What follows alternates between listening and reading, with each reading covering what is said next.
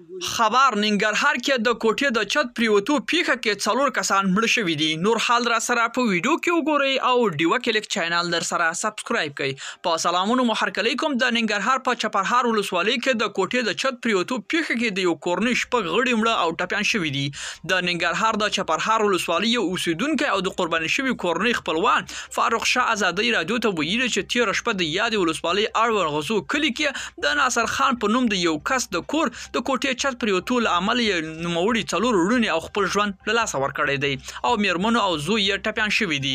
د ننګرهار کې ډیر کله دا ډول پیښې د کورونو د زوړوالي له امله رامنځته کیږي چې له امله یې خلکو ته سره او مالی زیان رسوي. ملګرو دا و زموږ چمتو شوی ویډیو که تاسو دې ویډیو په اړه کوم نظر پیشنهاد لرئ موږ سره په کومنټونو کې شریک کړئ او د لا خپل ویډیوګان لپاره له موږ سره پاتې شئ. تر بیا ښې چارې.